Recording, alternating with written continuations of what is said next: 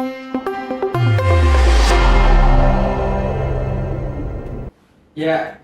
pemirsa SBMI TV, TV-nya Buruh Migran, malam ini kita kedatangan tamu istimewa, Saudara Freddy Safrizal. Selamat datang, Pak Freddy. Ya, terima kasih. Gimana kabarnya? Kabar baik. Kapan ke Jakarta? Jakarta tanggal 19. Kemarin ya? Udah lama ya? Ya. Ini menarik teman-teman, tadi kita katakan Bang Freddy ini. Kalau saya melihat Bang Freddy ini adalah dulu mantan ABK ya, kapal Cina, dan sekarang menjadi pengurus SBMI DPC Pemalang dan ketua ya sekarang ya. Ya, betul. Nah, ini menarik nih. Dulu menjadi korban, mantan ABK, sekarang menjadi pengurus DPC SBMI Pemalang. Bang Freddy, boleh nggak cerita sedikit saja pengalaman menjadi ABK itu enak nggak waktu bekerja di kapal dulu? Di kapal apa misalkan, tahun berapa? Iya Pak, mungkin saya akan bercerita sedikit Ya. tentang pengalaman saya bekerja di kapal bendera Cina. Cina ya?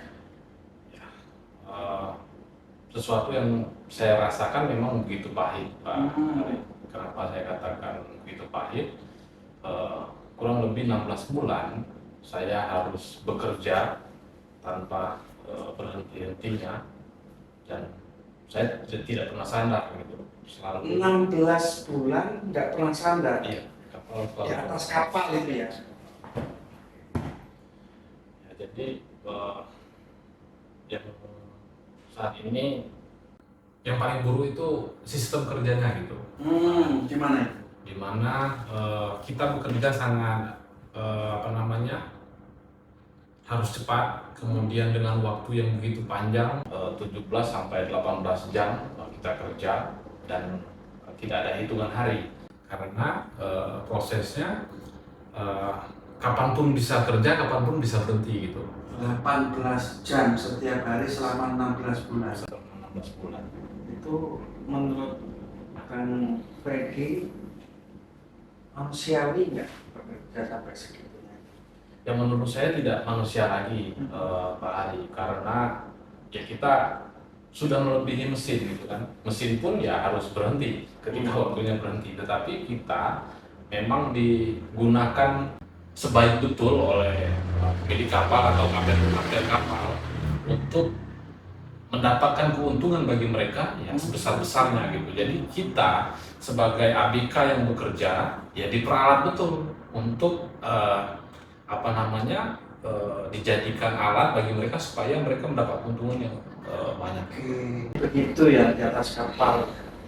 Oke, jadi saya sangat miris melihatnya tadi ya. Jadi kata kuncinya tenaga kita hanya dimanfaatkan untuk mendapatkan keuntungan para pemilik kapal itu ya. Kalau boleh tahu ini Mas Freddy, ketika sudah kembali menjadi ABK itu, Mas Freddy merasa sukses untuk bekerja di luar negeri atau justru gagal cita-cita untuk mendapatkan penghasilan dari luar negeri itu? Ya, baik Pak Ari. Kalau terkait penghasilan, saya rasa saya orang yang paling gagal gitu kan. Paling gagal? Ketika saya memutuskan untuk bekerja yang jauh dari rumah, jauh dari keluarga, kemudian akses komunikasi pun tidak ada. Selama 16 bulan saya tidak bisa berkomunikasi dengan orang tua gitu kan. Kemudian setelah pulang jadi bisa dihitung penghasilanku sangat kecil gitu. Dan saya simpulkan bahwa kepergian atau merantaunya saya bekerja di kapal ikan itu salah satu hal yang paling gagal gitu, Pak. Oke, hal yang paling gagal ya ketika bekerja di kapal ikan bendera Cina pada 16 bulan lamanya ya. Ketika Mas Freddy merasakan gagal bekerja di kapal ikan, pada saat pulang itu pernah nggak mengadu ke siapa? Ya, pertama kali pulang ya pastinya bingung, bingung sekali Pak Ari. Karena yang pertama kita tidak punya pengetahuan gitu kan, tidak punya pengetahuan bagaimana cara mengurus permasalahan yang saya alami gitu kan. Di gaji saya, kemudian dokumen itu masih tertahan semua oleh pihak PT gitu kan. Maling agensi ya? Ya, manajemen agensi yang memberangkatkan saya gitu kan. Ditambah lagi dengan tentunya depresi juga gitu tuh Pak Ari, karena selama ya 16 bulan mungkin bisa dibayangkan begitu cukup lama gitu kan, tanpa berkomunikasi dengan orang luar dan begitu juga dengan keluarga gitu. Sedih gak Bang Freddy ketika 16 bulan gak komunikasi dengan keluarga dan hidup dibatasi sekian meter kali sekian meter?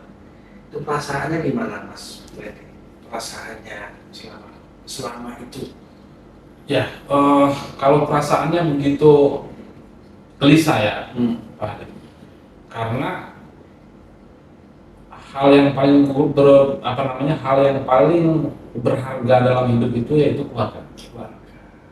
Jadi ketika kita tidak bisa berkomunikasi dengan orang yang yang begitu dekat gitu kan, begitu ibaratnya kemudian Pak, betul Pak Ari. Jadi saya tiap hari ya pasti mengatakan kapan ini pulang gitu, kapan kapal bersandar supaya bisa berkomunikasi gitu.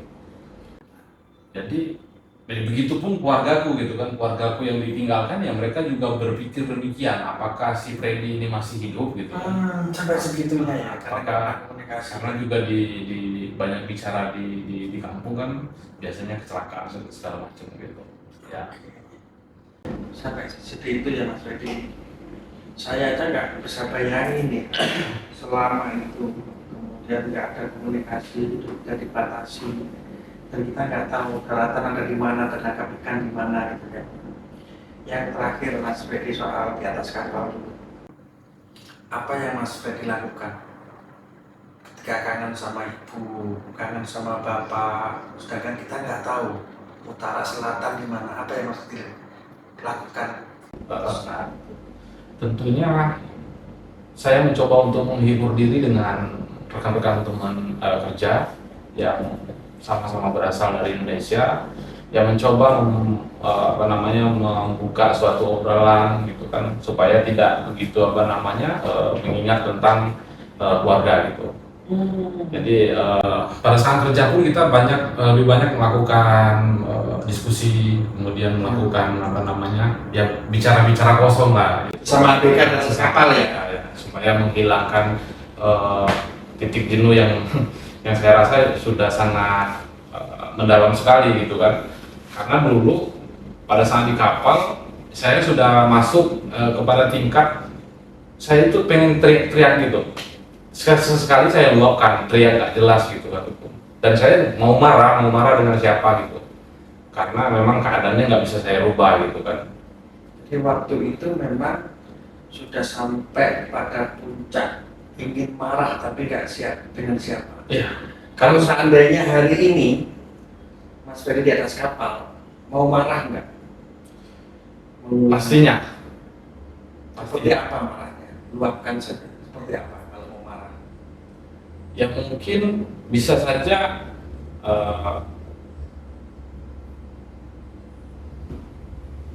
kapalnya saya bawa, karena saya melihat situasi kemudian kondisinya setelah saya pulang ternyata tidak ada yang memikirkan kami gitu. Oke, sampai ingin kapal bawa aja biar cepat nyampe Indonesia Biar gitu cepat ya? nyampe Indonesia. Sampai segitunya Mas Ferry. Karena ya bentuk perhitungannya tidak ada. Oke. Saya sampai nggak bisa berkata-kata apa ya soal yang dalam Mas Ferry ya. Aku yakin teman-teman di luar sana juga nggak bisa membayangkan bagaimana kemudian jauh dari orang yang kita, keluarganya, dan berlarut-larut sampai 16 bulan. Sekarang saya ingin beralih ke, mudah-mudahan ini sudah bisa terselesaikan di hati Mas Ferdi yang marahan. Saya ingin coba untuk apa sih yang membentuk hatinya Mas Ferdi sehingga kemudian sampai bergabung ke SBY. Apa yang Anda rasakan pada saat menjadi korban, bukan malah kemudian ingin mencari keuntungan di tempat luar segala macam dan memilih di organisasi SBY ini, apa yang melatar belakang itu? Oke. Tentunya yang pertama yaitu pembelajaran gitu. Pembelajaran, kemudian sedikit banyaknya kan pengetahuan saya juga lumayan bertambah gitu kan di dalam isu ketenagakerjaan. Kemudian kenapa sampai saat ini saya masih sangat konsisten di dalam organisasi? Tentunya yang pertama saya justru menemukan yaitu sebuah prinsip hidup gitu, bahwa saya dilahirkan ke dunia ini supaya menjadi berguna. Ya tentunya kalau saya tidak bisa berguna bagi orang banyak, ya minimal berapa orang gitu kan, Berguna bagi orang sekeliling kita gitu ya. Ya. Itu yang salah satu hal yang baru kutemukan gitu. Karena percuma juga kalau saya hidup lama kemudian saya tidak begitu berguna bagi banyak orang, sedangkan pada dasarnya saya dilahirkan supaya saya berguna bagi diri saya sendiri dan juga berguna bagi orang lain. Paling tidak Bang Ferdi bisa menceritakan pengalaman buruknya di atas kapal pada sahabat-sahabatnya. Paling tidak itu ya Bang Ferdi ya. Dan sekarang jadi ketua DPC SBY Pemalang ya. Ya. Apa yang Mas Ferdi lakukan? Jangan-jangan ingin melawan keburukan ini dengan gabung di organisasi. Ya tentunya kita akan segala sesuatu pasti strategi ya gitu ya. Bagaimana ke depannya, tentunya kita tidak ingin lagi hal yang dialami saya dan teman-teman yang lain yang merasakan hal yang buruk di bekerja di kapal, yang minimal itu bisa kita hilangkan gitu. Bisa melawan dengan berorganisasi ini ya. Iya betul. Karena temannya banyak ya. Karena salah satu hal yang saya kerjakan sekarang di Kabupaten Pemalang yaitu mengembangkan organisasi. Saya banyak kunjungan ke desa, kemudian melakukan edukasi, kemudian melakukan pendekatan supaya mereka juga paham terkait isu pekerja migran. Oke, jadi Bang Ferdi di Pemalang sebagai ketua DPC dan kegiatan salah satunya adalah pengembangan organisasi di desa. Kalau keseluruhannya apa yang dilakukan? Masih menangani kasus di sana? Kalau kasus tentu Masih ada hal yang sama dialami oleh Mas Ferdi sekarang? masih ada, bahkan masih banyak. Apa yang menyebabkan itu kok terjadi sampai saat ini? Sebenarnya kalau kita melihat secara lebih luas ya tentunya, bicara lebih luas, ada hal-hal yang perlu kita perbaiki. Apa itu? Baik di tingkat desanya, baik di tingkat kabupatennya, baik di tingkat provinsinya, bahkan di tingkat pusatnya. Apa yang ingin diperbaiki Mas Ferdi? Yang pertama kalau saya lihat yang di desa sumber daya manusianya. SDM-nya, ya, masyarakatnya, Betul. ya. Paling nggak tahu resiko bekerja di atas kapal gitu ya. Betul sekali. Karena menurut logika saya, sebaik apapun peraturan yang kita buat, ketika manusianya sendiri mudah untuk ditipu, mudah untuk dibohongi, hal-hal yang seperti ini tetap akan terjadi. Nah, ini menarik ini, aku paling suka dengan kata-kata ini. Sebaik apapun peraturan dibuat, kalau yang menjalankan buruk, apalagi masyarakat tertipu, Ya. dan itu nggak akan bisa merubah apapun. Betul sekali. Nah, dengan cara apa merubah itu? Misalkan di desa, apa yang Bang Ferdi sampaikan kepada masyarakat di Pemalang sana? Ya tentunya lebih banyak berdiskusi gitu. diskusi, kemudian kita mencoba sedikit demi sedikit menyampaikan kepada masyarakat supaya ketika mereka memutuskan atau keluarga mereka untuk memutuskan untuk bekerja ke luar negeri, setidaknya ya mereka harus tahu dulu bagaimana cara berimigrasi aman, gitu kan. Kemudian bagaimana ketika mereka mengalami permasalahan dan permasalahan itu punya solusi untuk mengadunya kemana ya, gitu. Jadi lebih banyak ke edukasi gitu. Paling tidak itu yang Mas Freddy lakukan ya. Betul sekali. Selain memberikan pemahaman kepada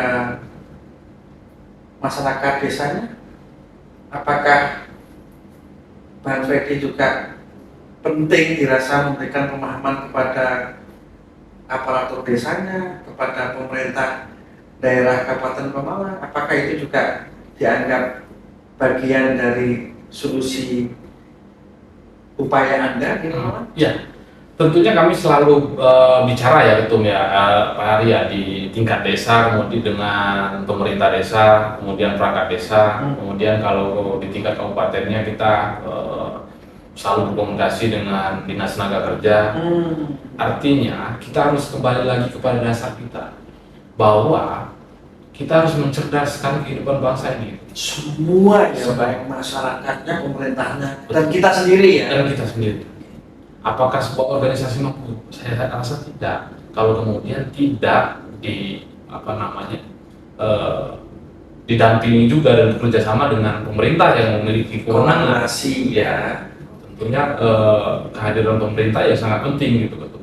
Karena saya lihat yang kita kan cukup luas gitu kan. Sebuah di kabupaten memang ada beberapa titik-titik itu yang memang pekerjaan migrannya banyak, baik di sektor laut maupun di sektor darat gitu. Dan menurut hemat kami pada saat kami kunjungan ke lapangan ya memang sumber daya manusia di bagian pengetahuan itu memang kurang gitu. Kurang ya. Artinya memang ini menjadi PR kita. Butuh sentuhan tangan Bang Freddy di sana ya. Mencoba gitu. Mencoba ya. Tapi sudah melakukan itu hal yang luar biasa. Tapi saya ingin menyampaikan tadi ada kata-kata yang luar biasa, saya garis bawahi. Sangat dibutuhkan kehadiran negara. Sangat.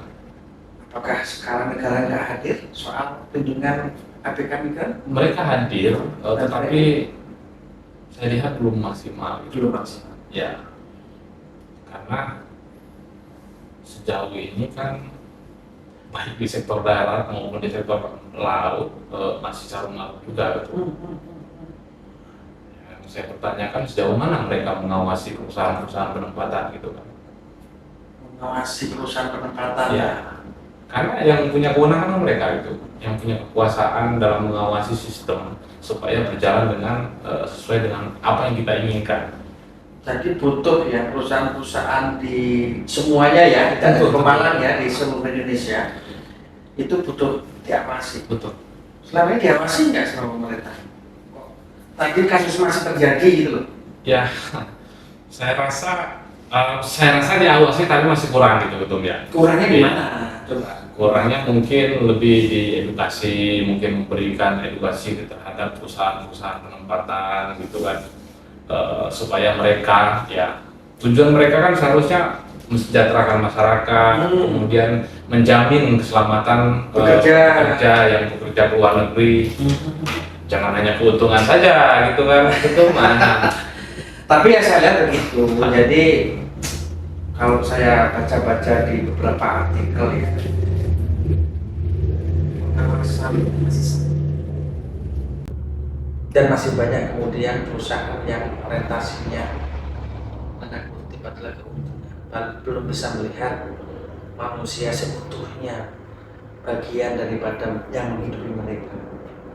Itu yang terjadi di lapangan. Nah, menurut Bang Freddy, apa yang harus dilakukan?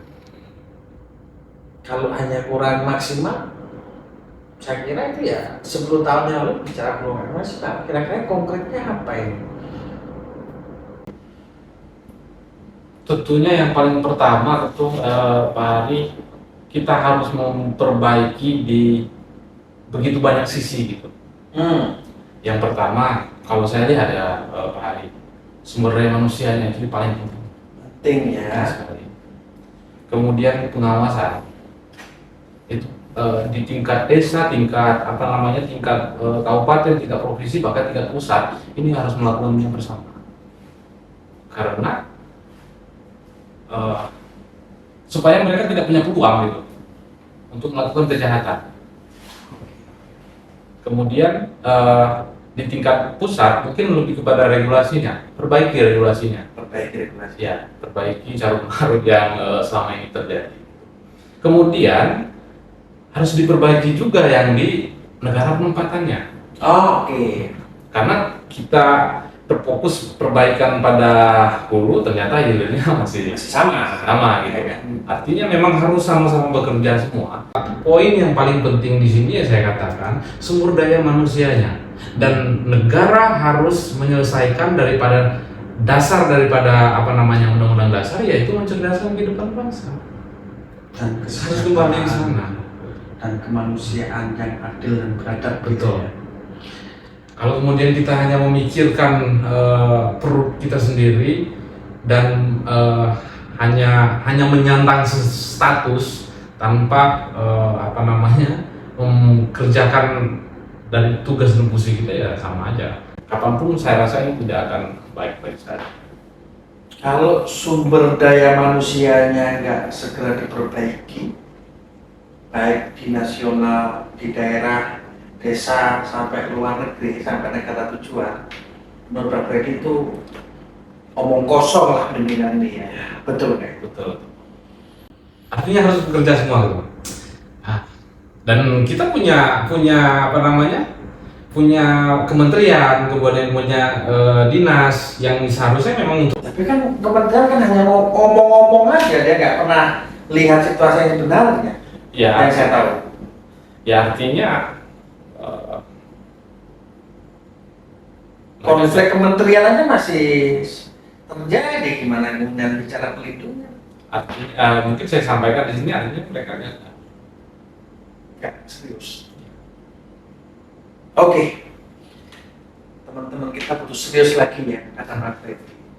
Saya mau ke topik selanjutnya Pak. Tadi Bang Freddy mengatakan bahwa kasus yang dialami hidup dan itu masih terjadi sampai saat ini. Sebetulnya teman-teman SBM Pemalang itu membuka nggak catatan pengaduan? Saya dengar-dengar bikin kolaborasi apa gitu. Saat ini kita bekerja sama SBMI Pemalang, kemudian bersama Dinas Tenaga Kerja Kabupaten Pemalang, khususnya yang lebih menangani ketenagakerjaan. Kemudian kita juga bekerja sama dengan pemerintah daerah, yaitu membuat suatu layanan itu. Ya, jadi layanan ini kita namakan MRC, Migran Worker Resource Center. Oke, Migran Worker Resource Center. Betul sekali. Itu di mana tempatnya? Kalau teman-teman Pemalang misalkan ada masalah, kalau mengadu di mana tempatnya Migran Worker Resource Center-nya yang dibangun bersama-sama, kolaborasi itu? Ada di ruang lingkup kantor Dinas Tenaga Kerja Kabupaten Pemalang. Oke, ada di kantor dinas. Itu 24 jam nggak teman-teman? Karena ada yang malam apa? Kalau untuk layanan sendiri ngikut dengan dinas. Pak Didi. Ada jam. Ada jamnya. Jadi jam 9 buka, kemudian jam 4 tutup gitu. Karena pegawai dinas juga sudah apa namanya pulang kalau setelahnya kemudian dibawa ke sekretariat di sekretariat SBMI Malang itu 24 jam itu. Ya, itu saya lihat pernah begitu kan ada Malang 24 jam ya. Masih ada di ruang lingkup kantor Dinas Tenaga Kerja Kabupaten Malang. Oke, ada di kantor dinas. Itu 24 jam ya teman-teman? Karena ada yang malam. Kalau untuk layanan sendiri ngikut dengan dinas. Pak Adi. Ada jam. Ada jamnya. Jadi jam 9 buka, kemudian jam 4 tutup gitu. Karena pegawai dinas juga sudah apa namanya pulang kalau setelahnya kemudian dibawa ke sekretariat Iya, DJI. di sekretariat SBMI Pemalang itu 24 jam itu. Ya, itu saya lihat pernah begitu kan, ada mengadu malam itu. Malam juga. Masih saat ini masih terjadi. Ya. Masih. Apa dampak dari kolaborasi MRC ini di Pemalang? Kalau memang berhasil, misalkan hak-hak apa yang sudah dikembalikan di MRC Pemalang? Tentunya ya penanganan kasus gitu. Penanganan kasus ada beberapa kasus yang ditangani melalui MRC, yaitu ada bantuan pemulangan, kemudian ada juga gaji yang belum dibayar sepenuhnya gitu. Oke. Jadi kita bersama Dinas Tenaga Kerja Kabupaten Pemalang itu mengupayakan dalam penyelesaian secara Jadi membantu pemenuhan hak-hak ketenagakerjaan ABK yang dilanggar baik oleh funding agency, ya oleh perusahaan di negara tujuan, segala tujuan. sama oleh pemilik kapal Pemilik. dengan kolaborasi ini. Dan itu bagian daripada upaya menjawab dari karut marut tadi ya. Betul sekali. Mudah-mudahan itu berhasil Bang Freddy, dan tetap jalan, tetap semangat, dan jangan putus asa. Kalau ada pesan yang disampaikan oleh pemirsa SBMI TV, silakan. Apa pesan-pesannya bagi pemerintah, bagi masyarakat umum? Tentunya mungkin ke masyarakat umum dulu Pak. Pastikan ketika ingin bekerja ke luar negeri maupun dirinya sendiri ataupun pihak keluarganya harus memastikan informasi yang didapatkan memang benar-benar informasi yang dapat dipertanggungjawabkan. Jangan sampai kemudian belum diberangkatkan juga sudah kena tipu gitu kan. Banyak kasus-kasus yang kami tangani, mereka belum diberangkatkan tetapi sudah kena tipu karena informasi yang didapatkan tidak bisa dipertanggungjawabkan gitu. Oke, pemirsa SBMI TV, TV-nya buruh migran, dulu menjadi korban awak kapal perikanan migran dan sekarang menjadi pembela awak kapal perikanan migran. Terima kasih Bang Freddy, sampai ketemu lagi di episode berikutnya.